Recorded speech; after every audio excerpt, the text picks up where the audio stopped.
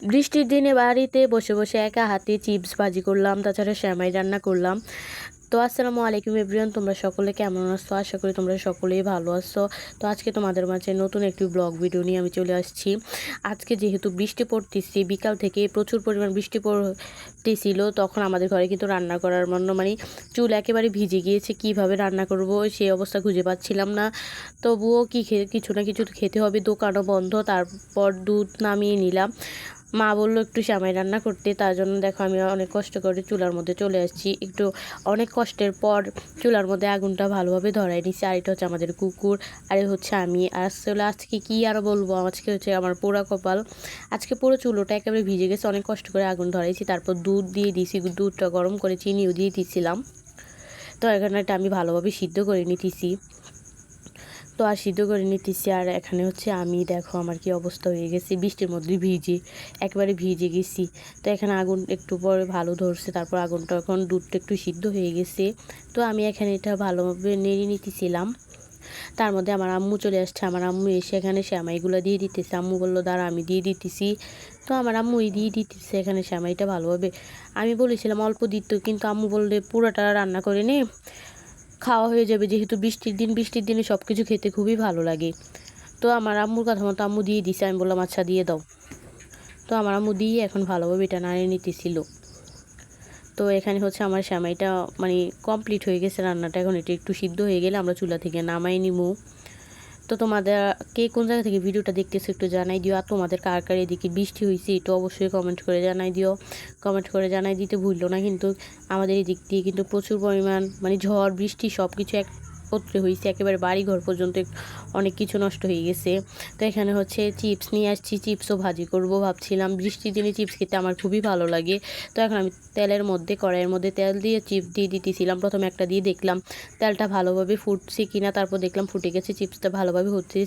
তো আমি এখানে চিপসটা দিয়ে দিতেছি, চিপস দিয়ে লাড়াচাড়া করতেছি আর অনেকক্ষণ ধরে।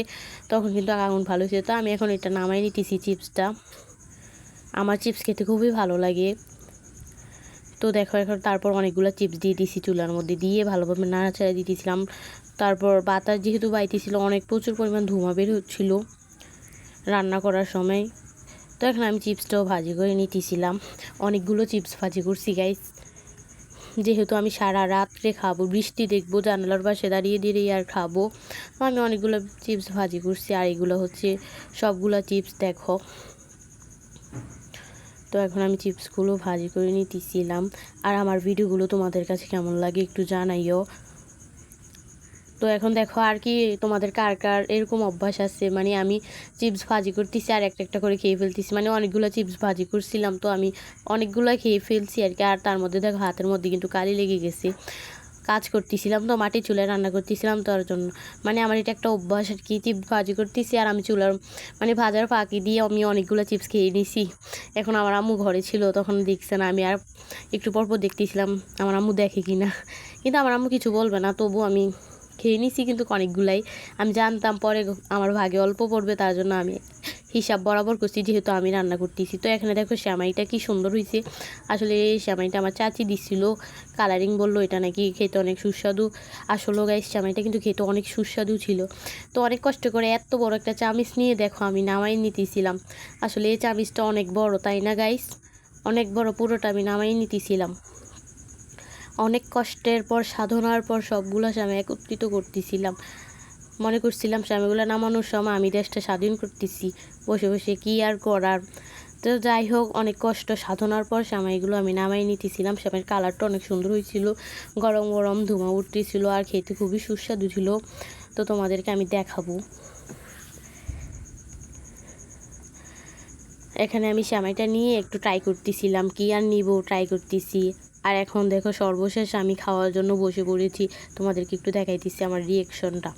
আমি খাইতেছি আর দেখো আমার রিয়েকশনটা দেখো গাইস, একেবারে জিভে দিয়ে পানি আসবে। আর তোমরা হয়তো ভাবতে পারো আমি অনেক দিন ধরে না খেয়ে রয়েছি। আসলে ঠিকই গাইস, আজকে সারাদিন খাই নাই। আম্মু যেহেতু ধানের কাজ করছে, তার জন্য আম্মু আমাকে দুপুরে খিচুড়ি রান্না করে দিয়েছিল, খিচুড়ি খাইছি। তো এখন তার মধ্যে যেহেতু বৃষ্টি হয়ে গেছে, বৃষ্টির জন্য রান্না করতে পারে নাই, তার জন্য এখন সেমাই খাইতেছিলাম একটু তৃপ্তি সহকারে। আজকের ভিডিও